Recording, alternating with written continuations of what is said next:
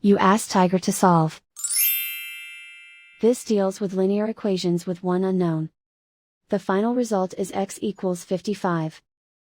Let's solve it step by step. Group all constants on the right side of the equation. Add 3 to both sides. Simplify the arithmetic.